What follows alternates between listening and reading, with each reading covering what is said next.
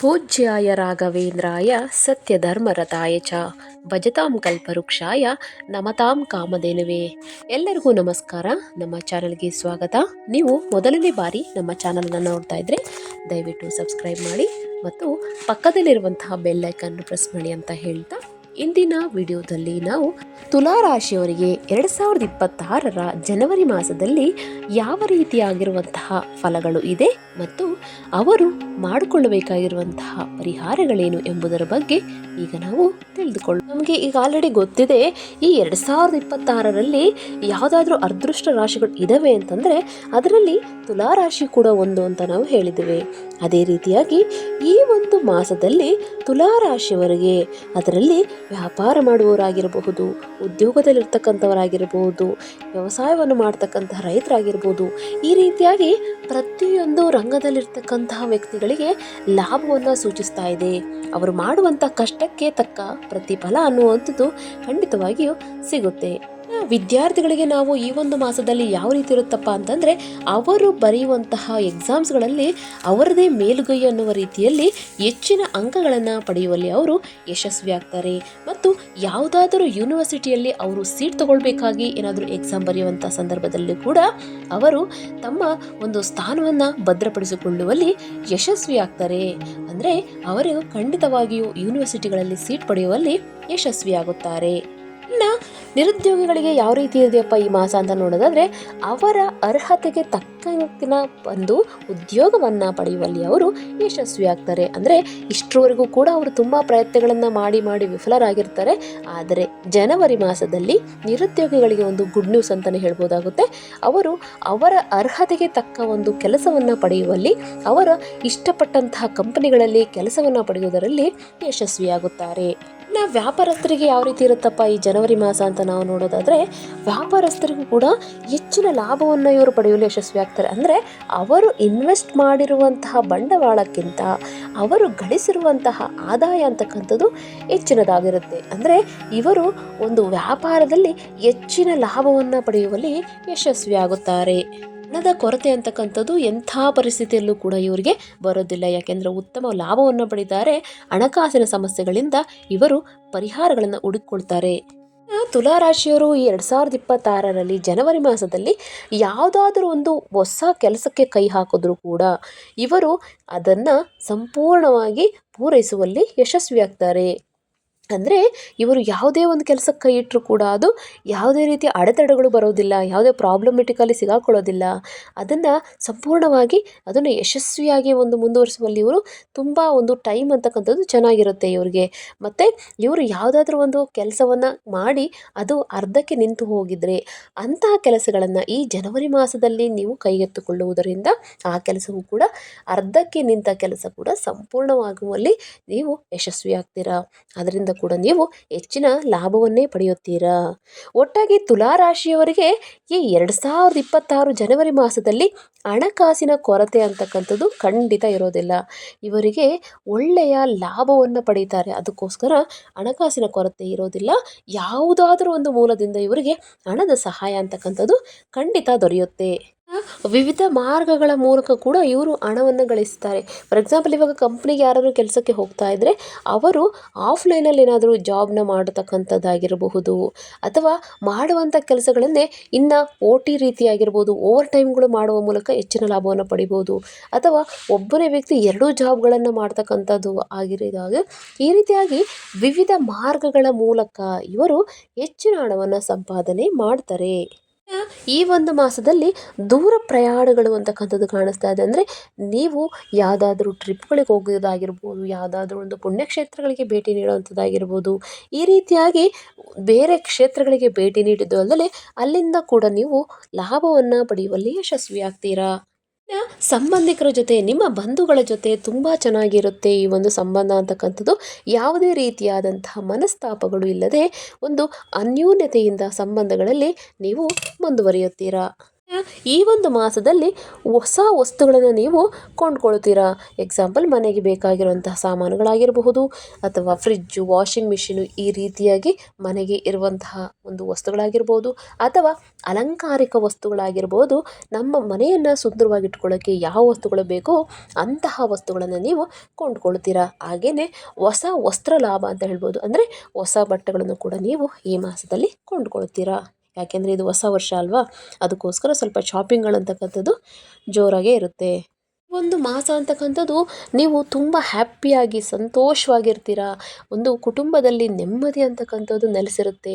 ನಿಮ್ಮ ಒಂದು ಗಂಡ ಹೆಂಡತಿಯರ ಸಂಬಂಧದ ಜೊತೆ ಆಗಿರ್ಬೋದು, ನೀವು ತಂದೆ ಮಕ್ಕಳ ಜೊತೆ ಆಗಿರ್ಬೋದು, ತಾಯಿ ಮಕ್ಕಳ ಜೊತೆ, ಈ ರೀತಿಯಾಗಿ ಪ್ರತಿಯೊಬ್ಬರ ಮಧ್ಯೆ ಒಂದು ಬಾಂಧವ್ಯ ಅಂತಕ್ಕಂಥದ್ದು, ಒಂದು ಅಂಡರ್ಸ್ಟ್ಯಾಂಡಿಂಗ್ ಅಂತಕ್ಕಂಥದ್ದು ತುಂಬ ಚೆನ್ನಾಗಿರುತ್ತೆ. ಯಾವುದೇ ರೀತಿಯಾದಂತಹ ಜಗಳಗಳಿಗೆ ನೀವು ಇಲ್ಲಿ ಆಸ್ಪದವನ್ನು ಕೊಡೋದಿಲ್ಲ. ಕುಟುಂಬದೊಂದಿಗೆ ತುಂಬ ಒಂದು ಸಂಬಂಧಗಳು ಅನ್ಯೋನ್ಯವಾಗಿ ಇರುತ್ತೆ ಅಂತಲೇ ಹೇಳ್ಬೋದು. ನಿಮ್ಮ ಕುಟುಂಬದಲ್ಲಿ ಯಾವುದಾದ್ರೂ ಒಂದು ಕೆಲಸವನ್ನು ನೀವು ಮಾಡಬೇಕಪ್ಪ ಅಂದರೆ ಪ್ರತಿಯೊಬ್ಬರು ಕೂಡ ನಿಮಗೆ ಸಪೋರ್ಟ್ ಮಾಡ್ತಾರೆ. ನಾನು ಇದ್ದೀನಿ, ನಿಮಗೆ ಸಪೋರ್ಟ್ ಮಾಡ್ತೀನಿ, ನೀವು ಮುಂದೆ ಹೋಗಿ ಮಾಡಿ ಅಂತಕ್ಕಂಥ ಒಂದು ಸಪೋರ್ಟಿಂಗ್ ಸಿಸ್ಟಮ್ ಅಂತಕ್ಕಂಥದ್ದು ನಿಮ್ಮ ಮನೆಯವರೇ ನಿಮಗೆ ನೀಡ್ತಾರೆ. ಈ ರೀತಿ ಸಪೋರ್ಟ್ ಕೊಟ್ಟಾಗ ನೀವು ಹಿಂದೆ ಮುಂದೆ ನೋಡೋದಿಲ್ಲ. ಒಳ್ಳೆಯ ಸಪೋರ್ಟ್ ಜೊತೆಗೆ ನೀವು ಆ ಕೆಲಸಕ್ಕೆ ಕೈ ಹಾಕಿದ್ದ ಅದರಿಂದ ನೀವು ಹೆಚ್ಚಿನ ಲಾಭವನ್ನು ಪಡೆಯುವಲ್ಲೂ ಕೂಡ ಯಶಸ್ವಿ ಆಗ್ತೀರಾ. ಇನ್ನು ನಿಮ್ಮ ಓಲ್ಡ್ ಫ್ರೆಂಡ್ಸ್ ಅಂತ ಹೇಳ್ತೀವಲ್ವ, ಅಂದರೆ ಕಾಲೇಜ್ ಫ್ರೆಂಡ್ಸ್ ಆಗಿರ್ಬೋದು, ಇಲ್ಲ ನಿಮ್ಮ ಸ್ಕೂಲ್ ಫ್ರೆಂಡ್ಸ್ ಆಗಿರ್ಬೋದು, ಈ ರೀತಿಯಾಗಿ ವ್ಯಕ್ತಿಗಳನ್ನು ನೀವು ಭೇಟಿ ಮಾಡ್ತೀರಾ. ಮತ್ತು ಅವರೊಂದಿಗೆ ನೀವು ತುಂಬ ಒಂದು ವರ್ಷಗಳ ಹಿಂದೆ ಆಗಿರ್ತಕ್ಕಂತಹ ಮೆಮೊರೀಸ್ನ ನೀವು ರೀಕಲೆಕ್ಟ್ ಮಾಡ್ಕೊಳ್ತಾ ನೀವು ಅದನ್ನು ತುಂಬ ಎಂಜಾಯ್ ಮಾಡ್ತೀರಾ. ಈ ಒಂದು ಮೂಮೆಂಟ್ನ ನಿಮ್ಮ ಫ್ರೆಂಡ್ಸಲ್ಲಿ, ನಿಮ್ಮ ಬಾಲ್ಯದಲ್ಲಿ ಯಾವ ರೀತಿ ಇದ್ರಿ ನೀವು, ಯಾವ ರೀತಿ ಚೇಷ್ಟೆಗಳನ್ನು ಮಾಡ್ತಾಯಿದ್ರಿ, ಆ ರೀತಿಯಾಗಿ ಎಲ್ಲವನ್ನು ಕೂಡ ಸ್ವಲ್ಪ ನಿಮ್ಮ ಹಳೆಯ ಒಂದು ಬಾಲ್ಯಕ್ಕೆ ನೀವು ಹೋಗಿಬಿಡ್ತೀರಾ. ಇದರಿಂದ ನಿಮ್ಮ ಒಂದು ಲೈಫ್ ಅಂತಕ್ಕಂಥದ್ದು ತುಂಬ ಚೆನ್ನಾಗಿರುತ್ತೆ. ಅದನ್ನು ನೆನೆಸ್ಕೊಂಡು ನಿಮ್ಮ ಫ್ರೆಂಡ್ಸ್ ಹತ್ರ ಶೇರ್ ಮಾಡ್ಕೊಳ್ಳೋದಾಗಿರ್ಬೋದು, ಈ ರೀತಿಯಾಗಿ ನಿಮ್ಮ ಸ್ನೇಹಿತರೊಂದಿಗೆ ನೀವು ಚಿಕ್ಕ ಮಕ್ಕಳ ಥರ ಆಗ್ಬಿಡ್ತೀರಾ. ಆ ರೀತಿಯಾಗಿರತಕ್ಕಂಥ ಒಂದು ಎಂಜಾಯ್ಮೆಂಟ್ ಅಂತಕ್ಕಂಥದ್ದು ನಿಮಗೆ ಈ ಮಾಸದಲ್ಲಿ ಇರುತ್ತೆ. ಒಂದು ಮಾಸ ನಿಮಗೆ ಯಾವ ರೀತಿ ಇರುತ್ತಪ್ಪ ಅಂತಂದರೆ, ನೀವು ಯಾವ ಕೆಲಸವನ್ನು ಹಿಡ್ಕೊಂಡ್ರು ಅಷ್ಟೇ, ನಿಮಗೆ ನೀವು 5% ಕೆಲಸವನ್ನು ನೀವು ಮಾಡಿದರೆ ಇನ್ನು 95% ಅಂತಕ್ಕಂಥದ್ದು ಆ ಕೆಲಸ ತನ್ನಿಂದ ತಾನಾಗಿ ಸುಲಲಿತವಾಗಿ ನಿಮಗೆ ಆ ಕೆಲಸ ಅಂತಕ್ಕಂಥದ್ದು ಸಂಪೂರ್ಣವಾಗುತ್ತೆ. ಒಟ್ಟಾಗಿ ನೋಡಿದ್ರೆ ಪ್ರತಿಯೊಂದು ರಂಗದಲ್ಲೂ ಕೂಡ ಈ ಒಂದು ಮಾಸ ಅಂತಕ್ಕಂಥದ್ದು ಎಲ್ಲರಿಗೂ ಕೂಡ ಒಂದು ಲಕ್ ಅಂತಲೇ ಹೇಳ್ಬೋದು. ಒಂದು ವ್ಯಾಪಾರಸ್ಥರಿಗಾಗಿರ್ಬೋದು, ಉದ್ಯೋಗಸ್ಥರಿಗೆ ಆಗಿರ್ಬೋದು, ಅಥವಾ ಹೊಸ ನಿರುದ್ಯೋಗಿಗಳಿಗೆ ಉದ್ಯೋಗ ಸಿಗುವಂಥದ್ದಾಗಿರ್ಬೋದು. ಈ ರೀತಿಯಾಗಿ ಪ್ರತಿಯೊಂದು ರಂಗದಲ್ಲಿವರೆಗೂ ಕೂಡ ಎಂದು ಒಳ್ಳೆ ಗೋಲ್ಡನ್ ಟೈಮ್ ಅಂತ ಹೇಳ್ಬೋದು. ಮತ್ತು ಸಮಾಜದಲ್ಲೂ ಕೂಡ ನಿಮಗೆ ಅಂತ ಒಂದು ಫೇಮು ನೇಮ್ ಅಂತಕ್ಕಂಥದ್ದು ಇರುತ್ತೆ. ಮತ್ತು ನಿಮ್ಮ ಮೇಲಧಿಕಾರಿಗಳಿಂದ ಕೂಡ ನಿಮಗೆ ಹೆಲ್ಪ್ ಮಾಡೋದಾಗಿರ್ಬೋದು, ಅವರಿಂದ ನೀವು ಅಪ್ರಿಷಿಯೇಷನ್ ತೊಗೊಳ್ಳೋದಾಗಿರ್ಬೋದು, ಈ ರೀತಿಯಾಗಿ ಅವರು ಕೂಡ ನಿಮ್ಮನ್ನು ಅಪ್ರಿಷಿಯೇಟ್ ಮಾಡ್ತಾರೆ. ಈ ಒಂದು ಮಾಸದಲ್ಲಿ ನಿಮಗೆ ಒಂದು ದೇವರ ಮೇಲೆ ಭಕ್ತಿ ಅಂತಕ್ಕಂಥದ್ದು ತುಂಬ ಜಾಸ್ತಿ ಆಗುತ್ತೆ. ಅದೇ ರೀತಿ ದೇವರ ಆರಾಧನೆ ಮೂಲಕ ನೀವು ಹೆಚ್ಚಿನ ಲಾಭವನ್ನು ಪಡಿತೀರಾ.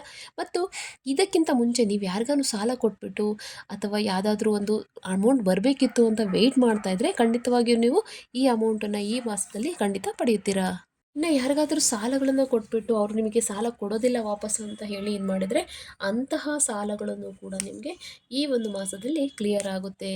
ಇನ್ನು 2025ರಲ್ಲಿ ನೀವು ಯಾವುದಾದ್ರು ಒಂದು ಕೆಲಸಕ್ಕೆ ಕೈ ಹಾಕಿರ್ತೀರ, ಆ ಕೆಲಸ ತುಂಬ ಕಷ್ಟ ಆಗುತ್ತೆ. ನಿಮಗೆ ಅದನ್ನು ಮುಂದುವರ್ಸೋದಕ್ಕೆ ಸಾಧ್ಯನೇ ಆಗೋದಿಲ್ಲ.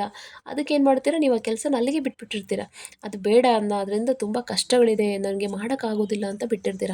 ಬಟ್ ಅಂಥ ಕೆಲಸವನ್ನು ನೀವು 2026ರಲ್ಲಿ ಕೈಗೆತ್ತಿಕೊಳ್ಳೋದ್ರಿಂದ ಯಾವುದೇ ರೀತಿಯಾದಂತಹ ಕಷ್ಟಗಳಿಲ್ಲದೆ ಅದನ್ನು ಸುಲಭವಾಗಿ ನೀವು ಆ ಕಾರ್ಯವನ್ನು ಮುಗಿಸುವಲ್ಲಿ ಯಶಸ್ವಿ ಆಗ್ತೀರಾ. ಆದ್ದರಿಂದ ಕೂಡ ನೀವು ಹೆಚ್ಚಿನ ಲಾಭವನ್ನು ಪಡೆಯುವಲ್ಲೂ ಕೂಡ ಯಶಸ್ವಿಯಾಗುತ್ತೀರಾ. ಇನ್ನು ತುಲಾರಾಶಿಯವ್ರು ಯಾವುದಪ್ಪ ಅಂತಂದರೆ ಒಂದು ಡೆಡಿಕೇಶನ್ ಅಂತ ಹೇಳ್ಬೋದು. ಅಂದರೆ ಅವರಿಗೆ ಯಾವ ಕೆಲಸವನ್ನು ಕೊಟ್ಟರೂ ಕೂಡ ತುಂಬ ಶ್ರದ್ಧೆಯಿಂದ, ತುಂಬ ಡೆಡಿಕೇಟೆಡ್ ಆಗಿ ಅವರು ಕೆಲಸಗಳನ್ನು ಮಾಡ್ತಾರೆ. ಈ ರೀತಿ ಮಾಡೋದ್ರಿಂದ ಏನಾಗುತ್ತೆ ಅಂದರೆ, ನಿಮ್ಮ ಮಾಡುವಂಥ ಕಷ್ಟಕ್ಕೆ ತಕ್ಕ ಪ್ರತಿಫಲ ಅನ್ನುವ ರೀತಿಯಲ್ಲಿ ನೀವು ಹೆಚ್ಚಿನ ಆದಾಯವನ್ನು ಪಡೆಯುವಲ್ಲಿ ಯಶಸ್ವಿ ಆಗ್ತೀರಾ. ಅದೇ ಈ ತುಲಾರಾಶಿಯವರ ಒಂದು ಲಕ್ಷಣ. ಇನ್ನು ಎಲ್ಲ ಚೆನ್ನಾಗಿದೆಯಲ್ವಾ, ನಮಗಿನ್ನೇನು ಪರಿಹಾರಗಳಿಲ್ವಾ ಅಂತಂದರೆ ಖಂಡಿತವಾಗಿಯೂ ಪರಿಹಾರಗಳಿದೆ. ಅಂದರೆ ಇವಾಗಿರುವಂತಹ ಫಲಗಳಿಗೆ ಇನ್ನೂ ಒಂದು ಮಟ್ಟಕ್ಕೆ ನೀವು ಹೆಚ್ಚಿನ ಶುಭ ಫಲಗಳನ್ನು ನೀವು ಪಡಿಬೇಕು ಅಂದರೆ ಈ ಚಿಕ್ಕ ಪರಿಹಾರಗಳನ್ನು ನೀವು ಮಾಡ್ಕೋಬೇಕಾಗುತ್ತೆ. ಆ ಪರಿಹಾರಗಳು ಏನಪ್ಪ ಅಂತಂದರೆ, ಆದಷ್ಟು ಕೂಡ ಈ ಮಾಸದಲ್ಲಿ ನೀವು ಗಣೇಶನ ಆರಾಧನೆಯನ್ನು ಮಾಡಿ. ಪ್ರತಿ ಬುಧವಾರ ಆದರೆ ನೀವು ಗಣೇಶನ ದೇವಸ್ಥಾನಕ್ಕೆ ಭೇಟಿ ನೀಡಿ ಗಣೇಶನಿಗೆ ಗರಿಕೆಯಿಂದ ಅಥವಾ ಕೆಂಪು ಪುಷ್ಪದಿಂದ ನೀವು ಪೂಜೆಯನ್ನು ಮಾಡುವುದರಿಂದ ಇನ್ನೂ ಹೆಚ್ಚಿನ ನೀವು ಲಾಭವನ್ನು ಪಡಿಬೋದು. ಅದೇ ರೀತಿ ನಿಮಗೆ ಸಾಧ್ಯವಾದರೆ ಒಂದು ದಿನಕ್ಕೆ 21 ಬಾರಿ ಓಂ ಗಂ ಗಣಪತಿಯೇ ನಮಃ ಅಂತಕ್ಕಂಥ ಮಂತ್ರವನ್ನು ಹೇಳುವುದರಿಂದಲೂ ಕೂಡ ನೀವು ಹೆಚ್ಚಿನ ಲಾಭವನ್ನು ಪಡಿತೀರಾ, ಒಂದು ದೇವರ ಅನುಗ್ರಹವನ್ನು ಪಡಿತೀರಾ. ಆದರೆ ಶುಕ್ರವಾರದ ದಿನ ಯಾವುದಾದರೂ ಒಂದು ಅಮ್ಮನವರ ದೇವಸ್ಥಾನಕ್ಕೆ ಅಥವಾ ದುರ್ಗಾದೇವಿ ದೇವಸ್ಥಾನಕ್ಕೆ ಭೇಟಿ ನೀಡಿ ದುರ್ಗಾದೇವಿಯನ್ನು ಆರಾಧನೆಯನ್ನು ಮಾಡುವುದರಿಂದ ದುರ್ಗಾದೇವಿಯಿಂದ ನಿಮಗೆ ಒಳ್ಳೆಯ ಆಶೀರ್ವಾದ ಅಂತಕ್ಕಂಥದ್ದು ಸಿಗುತ್ತೆ. ಆದಷ್ಟು ನೀವು ಈ ದುರ್ಗಾ ಕವಚ ಅಂತ ಬರುತ್ತೆ, ಆ ದುರ್ಗಾ ಕವಚವನ್ನು ನೀವು ಕೇಳುವುದರಿಂದ ಕೂಡ ನಿಮಗೆ ವಿಶೇಷವಾಗಿರುವಂತಹ ಲಾಭಗಳನ್ನು ನೀವು ಪಡಿತೀರಾ. ಆದರೆ ಸಾಧ್ಯವಾದಷ್ಟು ಶುಕ್ರವಾರದ ದಿನ ಅಮ್ಮನವರ ದೇವಸ್ಥಾನಕ್ಕೆ ಭೇಟಿ ನೀಡಿ ನಿಂಬೆಹಣ್ಣಿನ ದೀಪವನ್ನು ನೀವು ಹಚ್ಚುವುದರಿಂದಲೂ ಕೂಡ ವಿಶೇಷವಾಗಿರುವಂತಹ ಒಂದು ಅನುಗ್ರಹವನ್ನು ನೀವು ತಾಯಿಯಿಂದ ಪಡಿಬೋದಾಗಿರುತ್ತೆ. ಹಾಗಾಗಿ ನೋಡೋದಾದರೆ ತುಲಾರಾಶಿಯವರಿಗೆ ಈ ಒಂದು ಮಾಸ ಅಂತಕ್ಕಂಥದ್ದು ಅದೃಷ್ಟದ ಮಾಸ ಅಂತಲೇ ಹೇಳ್ಬೋದು. ಎಲ್ಲ ರೀತಿಯಾದಂತಹ ಶುಭ ಫಲಗಳು ಕೂಡ ನಿಮಗೆ ಈ ಮಾಸದಲ್ಲಿ ಬರ್ತಾ ಇದೆ ಅಂತ ಹೇಳ್ತಾ ನಿಮಗೆ ಎಲ್ಲವೂ ಕೂಡ ಒಳ್ಳೆಯದಾಗಲಿ. ಆ ಗುರು ರಾಯರ ಆಶೀರ್ವಾದ ನಿಮ್ಮ ಮೇಲೆ ಮತ್ತು ನಿಮ್ಮ ಕುಟುಂಬದವರ ಮೇಲೆ ಸದಾ ಇರಲಿ ಅಂತ ನಾನು ಪ್ರಾರ್ಥಿಸುತ್ತಾ ಈ ವಿಡಿಯೋನ ಇಲ್ಲಿಗೆ ಮುಕ್ತಾಯ ಮಾಡ್ತೀನಿ. ಮತ್ತೊಂದು ವಿಡಿಯೋದೊಂದಿಗೆ ಮತ್ತೊಂದು ರಾಶಿಯೊಂದಿಗೆ ನಾನು ನಿಮ್ಮನ್ನು ಭೇಟಿ ಮಾಡ್ತೀನಿ. ಅಲ್ಲಿವರೆಗೂ ಸರ್ವೇ ಜನ ಸುಖಿನೋ ಭವಂತು, ಸಮಸ್ತ ಸನ್ಮಂಗಳಾನಿ ಭವಂತು. ಜೈ ಶ್ರೀರಾಮ್.